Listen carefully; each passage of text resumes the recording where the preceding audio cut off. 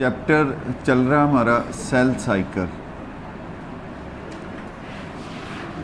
अब cell cycle बेटे हमने कहा था कि ये दो तरह की फेजेस पर मुश्तमिल है। एक को हम नाम देते हैं इंटरफेस। अब इंटरफेस कौन सी फेज़ होती है कि जब जैसे ही सेल प्रोड्यूस हुआ तब से लेकर माइटोटिक फेज़ तक जो सेल के अंदर तब्दीलियाँ या जो सेल की एक्टिविटीज़ हैं उस फेज़ को हम नाम देते हैं कि ये इंटरफेज़। जैसे ही इंटरफेज़ कंप्लीट होती है सेल किस में चला जाता है? माइटोटिक फेज़ में। अब बेटे ये जो माइटोटिक फेज़ है हमने कहा था कि दो तरह की हो सकती है। एक तो सोमैटिक सेल्स, उनके अंदर होने वाली डिवीजन, और एक होते हैं हमारे गैमीट्स बनने का अमल, जिसको हम नाम दे देते हैं गैमीटोजेनेसिस। अब जो हमारे सोमैटिक सेल्स हैं they undergo type of division that is called as mitosis, और ये जो गैमीटोजेनेसिस का प्रोसेस है that occurs through a process known as meiosis. अब बेटे यहाँ पे सवाल हमारा ये पैदा होता है कि व्हाट आर सोमैटिक सेल्स।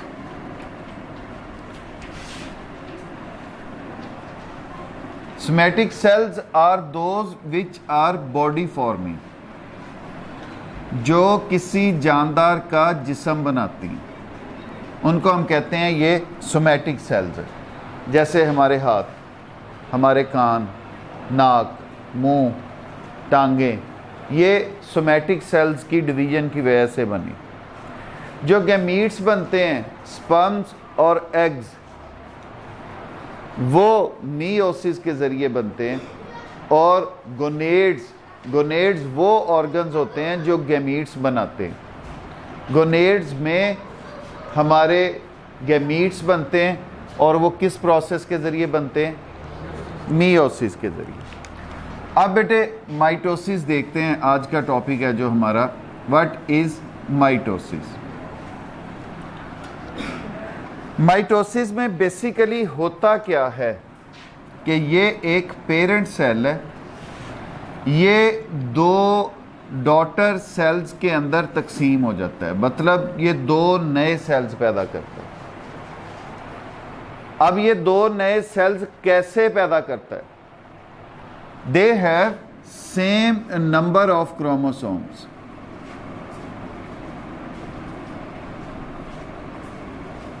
इनमें क्रोमोसोम्स की तादाद जो होती है वो सेम होती है जैसे कि पेरेंट सेल के अंदर मौजूद हो। फॉर एग्जाम्पल इसमें 46 क्रोमोसोम्स हैं, तो ये जो दो नए सेल्स बनेंगे इनमें भी 46 क्रोमोसोम्स होंगे। अगर 12 हैं तो इनमें भी 12 ही होंगे। अगर 24 हैं तो इनमें भी 24 होंगे। अगर इनमें 8 हैं पेरेंट सेल में तो ये नए जो पैदा होने वाले सेल्स होंगे उनमें भी 8 ही होंगे। और ये एग्जैक्ट कॉपीज होते हैं पहले से मौजूद सेल की, इनमें कोई भी चेंज मौजूद नहीं होती। तो माइटोसिस को बेटे अगर हम डिफाइन करें तो it is a process in which parent cell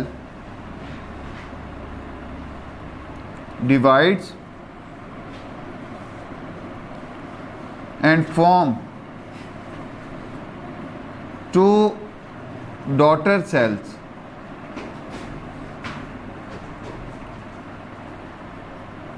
with same number of chromosomes,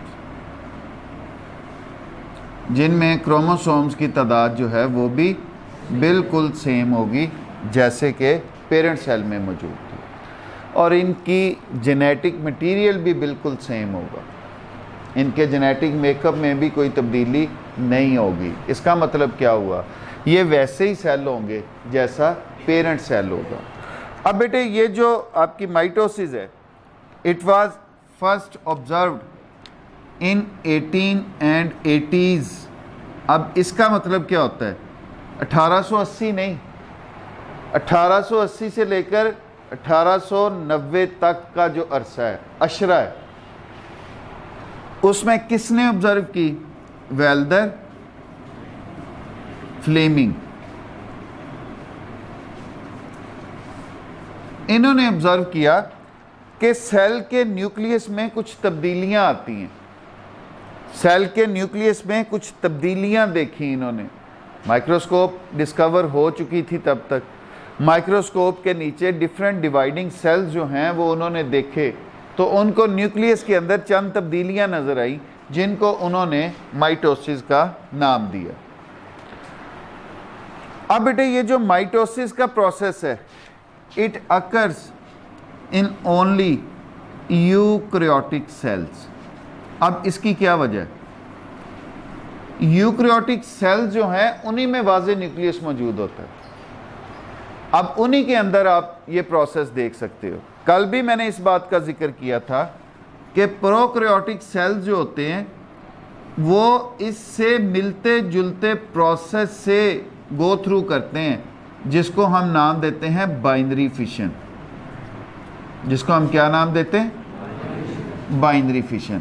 binary fission के ज़रिए वो तकसीम करते हैं, जबकि जो यूकैरियोटिक सेल्स हैं उनमें माइटोसिस का प्रोसेस होता है, वो 1 से 2 सेल में माइटोसिस के ज़रिए तकसीम होते हैं। अब बेटे हमारी ये जो माइटोसिस है, mitosis is further divided into 2 major divisions. मतलब माइटोसिस में 2 मेजर डिवीजन्स होती हैं। कौन कौन सी, एक को हम नाम देते हैं कैरियोकाइनेसिस और दूसरी डिवीजन को हम नाम देते हैं साइटोकाइनेसिस। मतलब क्या है बेटे कि हमारे पास अगर एक ये सेल है, इसने माइटोसिस के प्रोसेस से गुजरना है, सबसे पहले इस सेल में, एक ही सेल में 2 न्यूक्लियाई बनेंगे।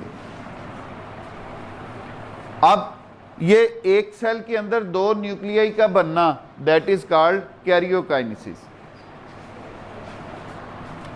अगले स्टेप में ये जो इसकी सेल मेम्ब्रेन है, ये अंदर पिंच करती है,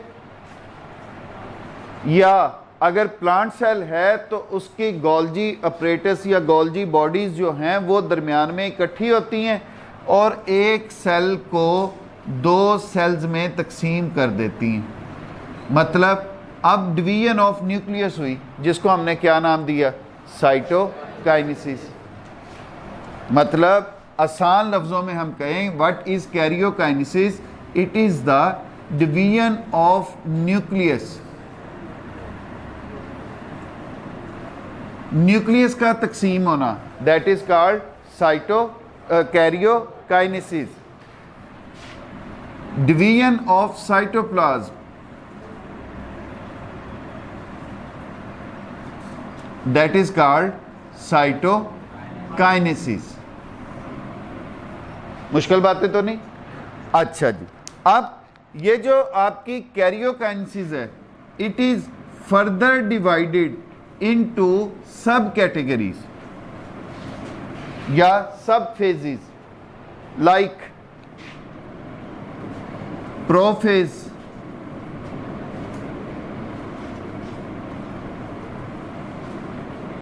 union laboratory and diagnostic centre.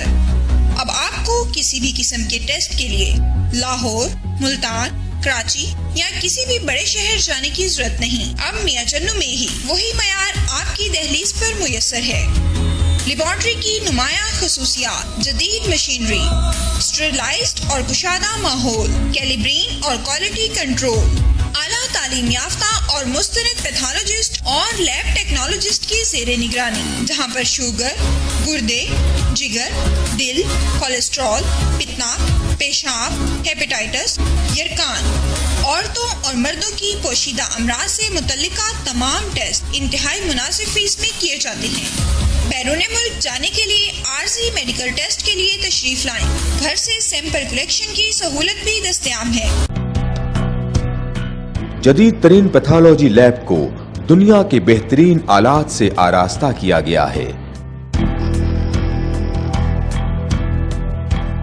यहाँ पे तकरीबन लेटेस्ट इक्विपमेंट पैथोलॉजी के सारे हैं। यहाँ पे ये है कि एक्यूट इमरजेंसी में जो भी चीज़ें रिक्वायर्ड होती हैं कार्डियक सर्जरी में, उसके अलावा बाकी कोई एक्सीडेंटल केस ऐसे हैं उनकी रिक्वायरमेंट के मुताबिक सारी चीज़ें यहाँ पे हैं। बेसिक जो हमारे टेस्ट हैं उनके अलावा स्पेशल टेस्ट, हार्मोन एनालिसिस, उसके बाद इनके ट्यूमर माइक्रोबायोलॉजी डिपार्टमेंट, तो तकरीबन सब फील्डों को यहाँ पे कवर कर। Union laboratory and diagnostic centre, Mehar Mohammad Naeem, laboratory manager, biochemist, lab technologist, MSc biochemistry, university of agriculture Faisalabad, BSc medical laboratory technology, Sheikh Zaid hospital, Punjab university Lahore. उसको सुपरवाइज करते हैं और हमारी जो इक्विपमेंट है लैब में वो second to none, top class.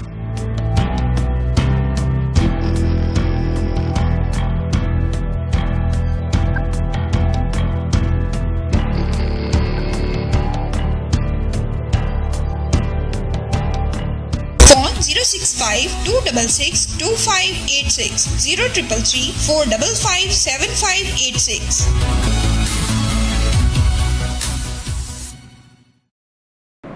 Metaphase,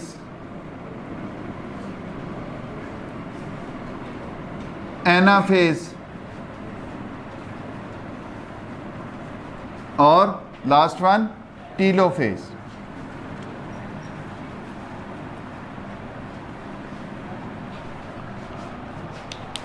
मतलब बेटे आपकी कैरियोकाइनेसिस जो है ये फर्दर फेजेस पर मुश्तमिल है, जिनको हम क्या नाम देते हैं? Prophase, metaphase, anaphase, telophase. मुश्किल बात तो नहीं। अब बेटे मैं थोड़ा सा आपको डायग्राम के हवाले से समझाने की कोशिश करता हूँ। डायग्राम के साथ ये सपोज हमारा एक सेल है जिसमें ये न्यूक्लियस है, ये इसके सेंट्रोसोम्स जो हैं वो मौजूद हैं।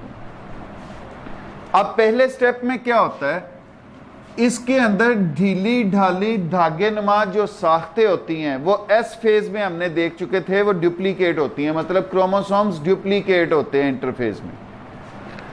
क्रोमोसोम कंडेंस होगा और एक खास शक्ल इख्तियार करेगा जिसको क्रोमोसोम का नाम देंगे, और ये क्रोमोसोम जो हैं वो आपके डुप्लीकेट हो चुके, सिस्टर क्रोमेटिड इनके आ चुके एस फेज के अंदर। अब ये अपने आप को अलाइन करेंगे। इनका ये जो न्यूक्लियर इन्वेलप है ये आहिस्ता आहिस्ता गायब होना शुरू हो जाएगा, न्यूक्लियोलाई भी इसका डिसअपीयर होना शुरू हो जाएगा। ये जो आपके सेंट्रोमियर्स हैं बेटे, ये भी अपने अपने जैसा एक एक और सेंट्रोसोम बनाएंगे।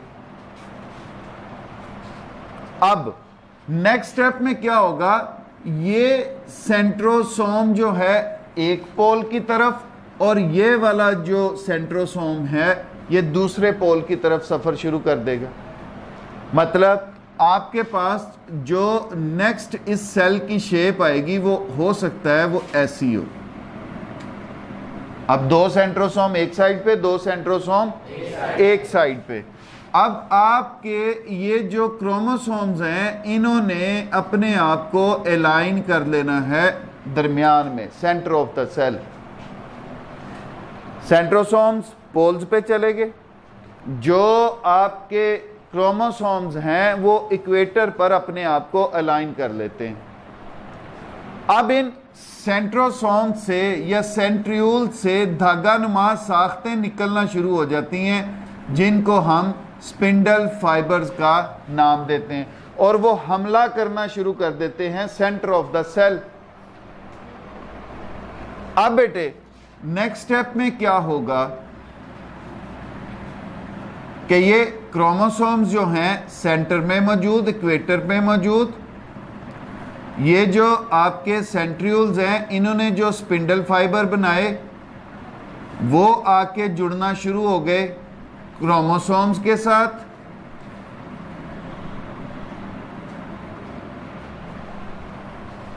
अब ये वाला जो आपके पास स्ट्रक्चर है ये मेटाफेज में होता है, यहां तक आपकी प्रोफेज चल रही थी। अब ये वाला जो होगा ये मेटाफेज होगा, और ये जो एग्जैक्ट आपके पास शक्ल बनेगी इसको हम कहते हैं कि ये मेटाफेज प्लेट है। इसे हम क्या कहेंगे? अब क्यों कहते हैं इसको मेटाफेज प्लेट? इसमें क्रोमोसोम के काइनेटोकोर्स पर आकर अटैच हो जाते हैं आपके स्पिंडल फाइबर्स। दोनों आए ऑपोजिट पोल से, ये स्पिंडल फाइबर इस पोल से आया, ये वाला स्पिंडल फाइबर इस पोल से आया। अब क्या करेंगे? हर स्पिंडल फाइबर काइनेटोकोर पोजीशन से क्रोमोसोम को अपनी तरफ खींचेगा। अब इससे नेक्स्ट फेज में दाखिल हो जाएगा सेल। ये स्पिंडल आपके सेंट्रियोल्स, ये इनके स्पिंडल फाइबर्स,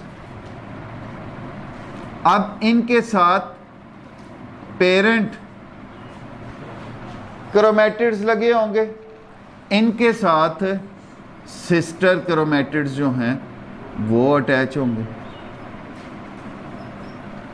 अपनी अपनी तरफ उन्होंने खींच लिया। अब इन्होंने सफर करना शुरू कर दिया अपने अपने पोल की तरफ। अब ये वाली जो फेज होगी दिस इज कॉल्ड एनाफेज। इस फेज को क्या नाम देंगे?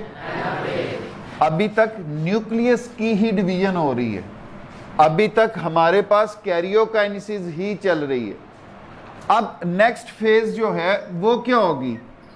उसमें ये जो आपके क्रोमोसोम्स हैं वो अपने अपने पोल्स पे पहुंच गए। अब प्रोफेज का रिवर्स होना शुरू हो जाएगा सब कुछ। इनके गिर्द न्यूक्लियर एनवेलप डेवलप होना शुरू हो जाएगा। सेंट्रियोल्स तो पहले ही यहां पे भी मौजूद थे, यहां पर भी मौजूद थे। अब इस फेज के इख्तिताम पर एक ही सेल के अंदर दो वाज़े न्यूक्लियस जो है वो मौजूद होंगे और इनमें न्यूक्लियोलाई जो है फिर से अपीयर होना शुरू हो जाएगा। अब ऐसा होता है एनिमल सेल के अंदर, एक ही सेल के अंदर दो न्यूक्लियस बन गए, सेंट्रियोल्स ने स्पिंडल फाइबर बनाए। अब अगर हमारे पास प्लांट सेल लो, प्लांट सेल में तो सेंट्रोसोम होते ही नहीं, तो उनमें स्पिंडल फाइबर कहां पे बनेंगे? उनमें स्पिंडल फाइबर्स जो हैं ट्यूबुलिन प्रोटीन इकट्ठी होना शुरू हो जाती है न्यूक्लियर एनवेलप के ऊपर, धागे नुमा साख्तें बनना शुरू हो जाती हैं।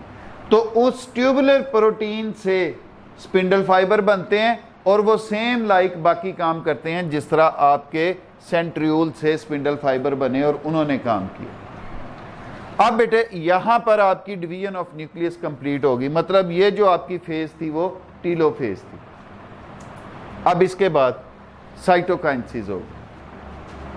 साइटोकाइनेसिस से मुराद आपकी डिवीजन ऑफ साइटोप्लाज्म होगी। अब इसमें क्या होता है, अगर तो वो एनिमल सेल है, ये दोनों अतराफ से सेंटर से पिंच होना शुरू हो जाएगी, अंदर एक क्लीवेज बन जाती है, क्लीवेज फरो जो है वो डेवलप होती है। आहिस्ता आहिस्ता ये क्लीवेज जो है ये डीप होना शुरू हो जाती है। आपने एक गुब्बारा लिया लंबे वाला, आप उसको दरमियान से पकड़ लो, अब वो आपके पास दो छोटे छोटे गुब्बारे नहीं बन जाते। अब इसी तरह आपने इसको पिंच करते जाना है, दरमियान में से इसकी सेल मेम्ब्रेन जो है वो आहिस्ता आहिस्ता आपस में मिल जाएगी, ये क्लीवेज फरो डीपन हो जाएगी, एक सेल दो सेल्स में तकसीम हो गया। एक सेल का साइटोप्लाज्म जो है वो दो हिस्सों में तकसीम हो गया। ऐसा तो होता है एनिमल सेल के अंदर। प्लांट सेल के अंदर क्या होता है? प्लांट सेल के अंदर क्लीवेज फरो नहीं बनती। ये अगर आप सपोज एक प्लांट सेल है, ये एक न्यूक्लियस, ये इसका दूसरा न्यूक्लियस। अब इसमें गोल्जी वेसिकल मौजूद थी, गोल्जी बॉडीज मौजूद थी, वो सेंटर में आके एक दूसरे के साथ फ्यूज होना शुरू हो जाती हैं। जब वो एक दूसरे के साथ आके फ्यूज होना शुरू हुई, उन्होंने क्या किया, एक ही सेल को कितने हिस्सों में तकसीम कर दिया? दो हिस्सों में तकसीम कर दिया। ये अब एक अलहदा सेल बन जाएगा, ये एक अलहदा, ये जो मिसिंग पार्ट है यहाँ पर भी सेल वॉल बनना शुरू हो जाएगी। चारों तरफ से पौधे के गिर्द जो है वो सेल वॉल बन गई। अब पौधे में जो कैरियोकाइनेसिस का साइटोकाइनेसिस का प्रोसेस है वो इस तरह से होता है। मुश्किल बात तो नहीं। अब बेटे थोड़ा सा systematically, it is the diagrammatic representation of mitosis with the two cells have been produced with the same number of chromosomes and same genetic material। अच्छा जी, साइटोकाइनेसिस डिवीजन ऑफ न्यूक्लियस, पहला फेज इसका बेटे दैट इज प्रोफेज। प्रोफेज कहाँ से शुरू होगी? Prophase शुरू होगी क्रोमेटन कंडेंसिस। क्रोमेटन जो है वो कंडेंस होगा and they acquire a specific shape. वो जब स्पेसिफिक शेप इख्तियार करेगा दैट इज कॉल्ड क्रोमोसोम। पहले जो न्यूक्लियस, ये अब मैं सिर्फ न्यूक्लियस की बात कर रहा हूँ, ये न्यूक्लियस जो था इसमें इस तरह से क्रोमेटन मौजूद था, ये इसका न्यूक्लियोलाई मौजूद था, एक डार्क स्पॉट होता है आपका। अब ये ढीले ढाले धागे नुमा साख्त में जब आपका जेनेटिक मटेरियल मौजूद है तो तब हम इसे नाम दे रहे हैं क्रोमेटन का। लेकिन जैसे ही आपकी डिवीजन स्टार्ट होती है, एस फेज आपकी स्टार्ट होती है, ये क्रोमेटन कंडेंस करता है, कंडेंस करके ये खास शक्ल इख्तियार करता है जिसको हम क्या नाम देते हैं? क्रोमोसोम का। जिसको हम क्या नाम देते हैं? अब ये क्रोमोसोम जो था ये एस फेज के अंदर डुप्लीकेट हो चुका, मतलब इनके सिस्टर क्रोमेटिड्स जो थे वो बन चुके, और सिस्टर क्रोमेटिड एग्जैक्टली कॉपीज होती हैं। अगर हम एक क्रोमोसोम को देखें, ये सपोज एक क्रोमोसोम है, ये एक पॉइंट है जिसके साथ इसके दोनों क्रोमेटिड अटैच हैं। अब ये जो स्ट्रक्चर है this is called chromosome, chromatid sorry, ये भी क्रोमेटिड है। ये वाला जो हिस्सा है दैट इज कॉल्ड सेंट्रोमियर। इसे हम क्या नाम देंगे? अब सेंट्रोमियर पर एक खास पॉइंट होता है जहां पे आके स्पिंडल फाइबर ने अटैच होना होता है, that point is called kinetochore. उस पॉइंट को हम क्या नाम देते हैं? सेंट्रोमियर पर वो मकाम जहां पर आकर स्पिंडल फाइबर ने अटैच होना होता है दैट इज कॉल्ड। अब बेटे इसी जब डुप्लीकेशन हुई, इसी एक सेंट्रोमियर के साथ दो इनकी कॉपीज जो थी क्रोमेटिड्स की आके अटैच हो गई। मतलब एक, अब भी ये क्रोमोसोम एक ही कहला रहा है, लेकिन जब ये यहां से अलहदा होगा फिर ये एक अलहदा हो जाएगा, ये दूसरा। बात समझ आई? अच्छा जी। क्रोमेटन condenses and acquire a specific shape that is called chromosome। Chromosomes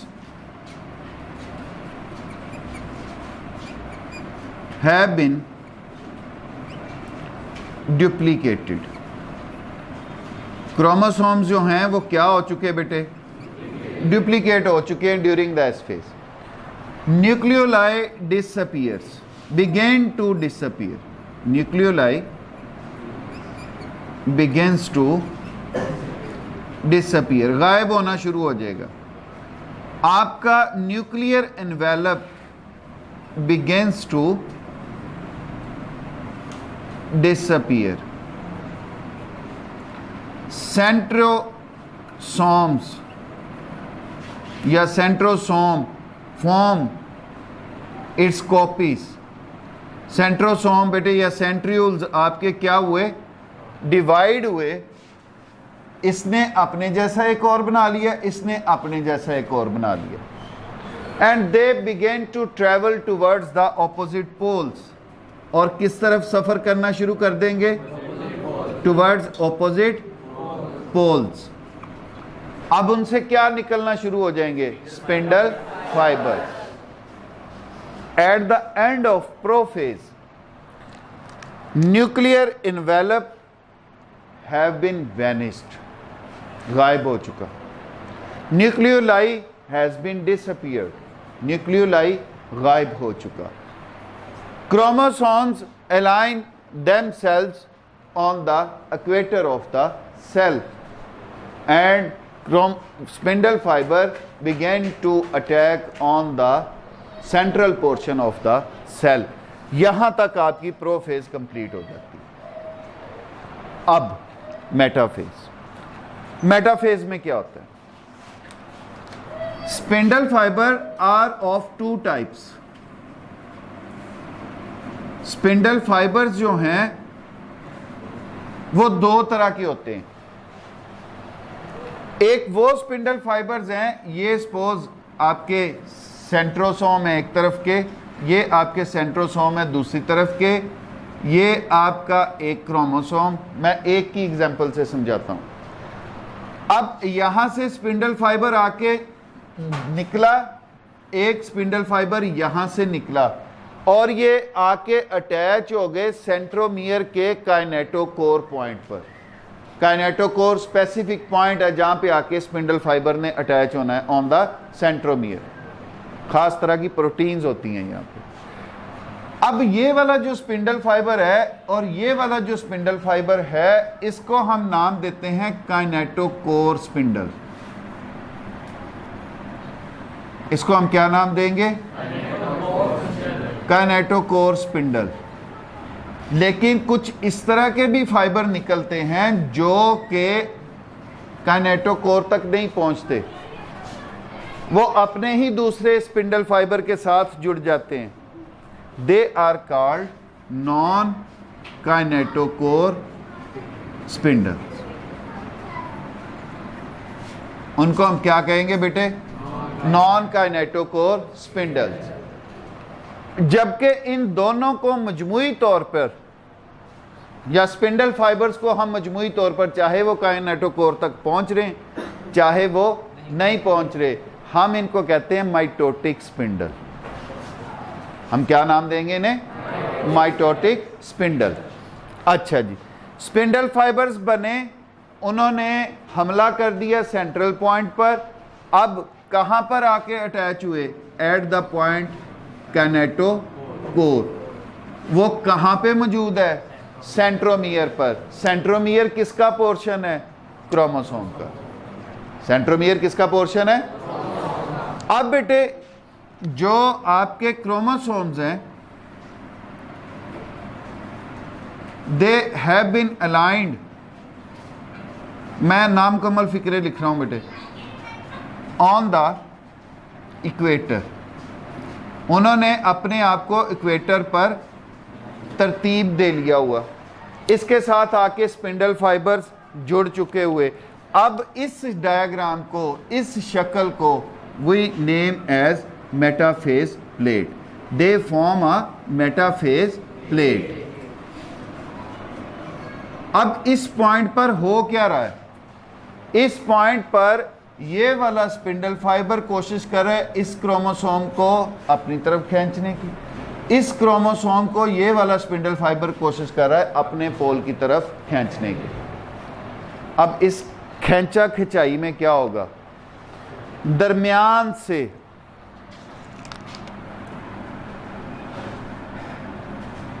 यहां से क्रोमोसोम टूट जाएंगे। अब ये प्रोसेस किस में होगा, एनाफेज में। किस में होगा, as a result chromosomes break from किस पॉइंट से, सेंट्रोमियर।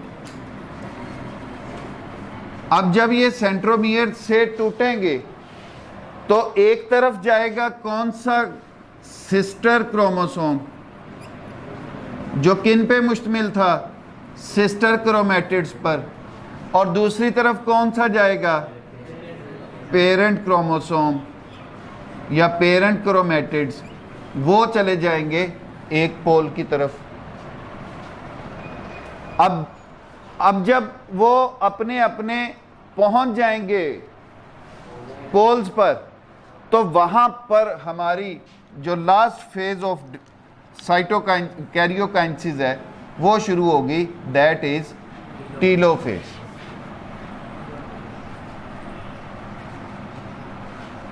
Tillo mean last. अब इस फेज में क्या होगा, हमने कहा था it is reverse of prophase. ये क्या है, रिवर्स ऑफ प्रोफेज। उसमें क्रोमेटन कंडेंस हुआ था, क्रोमोसोम बने थे। यहां पे क्या होगा, chromosome relaxes and form chromatin. Chromosomes again acquire the shape of chromatin, ढीले ढाले हो जाएंगे, क्रोमेटन बन जाएंगे। Nucleoli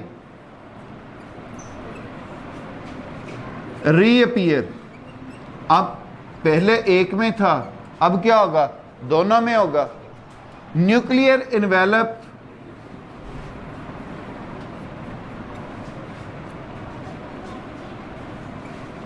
begin to reappear, nuclear envelope दोबारा से बनना शुरू हो जाएगा। अब at the end of telophase एक सेल के अंदर दो न्यूक्लियाई मौजूद होंगे। At the end of telophase एक सेल के अंदर कितने न्यूक्लियस मौजूद होंगे, दो, क्योंकि अभी हमारी डिवीजन कंप्लीट नहीं हुई। अब माइटोसिस का दूसरा हिस्सा चलना है, वो क्या कहलाता है, साइटोकाइनेसिस। अब साइटोकाइनेसिस में मैंने कहा, अगर तो आपका एनिमल सेल है, इस एनिमल सेल के अंदर आपकी जो प्रोमिनेंट बातें हैं वो ये हैं कि इसमें क्लीवेज फरो बनती है। क्लीवेज फरो क्या है, दोनों साइडों से आपकी जो सेल मेम्ब्रेन है वो अंदर की तरफ पिंच होना शुरू हो जाएगी। फिर ये क्लीवेज फरो जो है वो डीप होगी, डीपन्स, और साइटोप्लाज्म को दो हिस्सों में तकसीम कर देगी। और एज अ रिजल्ट एक सेल से कितने सेल बन गए, दो सेल। क्रोमोसोम की तादाद ये देखो, इसमें 6 है, अगर आप कह लो 3 है क्रोमोसोम। ये जो आपके रिजल्टेंट बने हैं इनमें भी 3-3 क्रोमोसोम आ जाएंगे। यहाँ पे हमने 4-4 कर लिए थे, खैर 3 है, 3 थे, इधर भी 3 चले गए, इधर भी 3 चले गए क्रोमोसोम। इस न्यूक्लियस में भी 3 क्रोमोसोम, इसमें भी 3 क्रोमोसोम। अगर 10 होंगे तो दोनों में 10-10, अगर 20 हैं दोनों में, हम में चूंकि 46 होते हैं तो दोनों के अंदर कितने 46। अच्छा, अगर हम साइटोकाइनेसिस प्लांट सेल की बात करते हैं तो उसमें जो सिग्निफिकेंट बात है, गोल्जी बॉडीज या गोल्जी वेजिकल्स वो आपस में सेंटर में फ्यूज होंगी, सेंटर में आके एक दूसरे के साथ मिलती चली जाएंगी। अब इन मिलना क्या होगा कि एक तरफ से सेल वॉल से लेकर दूसरी तरफ सेल वॉल तक वो आपस में मिल जाएंगी। एक सेल के साइटोप्लाज्म को उन्होंने किस में ख़त्म कर दिया, 2 सेल्स में तकसीम कर दिया, डिवाइड कर दिया। अब आहिस्ता आहिस्ता यहाँ पे भी सेल वॉल दोनों तरफ बनना शुरू हो गया। एक पॉइंट जो मैं मिस कर गया, ये जो कैरियोकाइनेसिस जब आपके पौधे में होती है तो तब उसका न्यूक्लियस पहले तो एक साइड पे पुश किया गया होता है, उसका न्यूक्लियस जो है वो भी सेंटर में आता है। वैक्यूल जो है या तो उसको बहुत छोटा होना पड़ता है या ख़त्म होना पड़ता है, जबकि जो हम पढ़ के आए हैं आपकी सिंपल टिश्यूज़ के अंदर, ख़ास तौर पे मेरिस्टेमेटिक टिश्यूज़ जो हैं उनमें हमने पढ़ा था कि दे कंटेन टाइनी वैक्यूल्स और नो वैक्यूल्स। इसीलिए उनमें डिवीज़न की सलाहियत जो थी वो मौजूद थी। फिर भी अगर वैक्यूल मौजूद भी है तो वो ख़त्म होता है, न्यूक्लियस जो है वो सेंटर में आता है, फिर आपका ये प्रोसेस जो है वो सारे का सारा चलता है।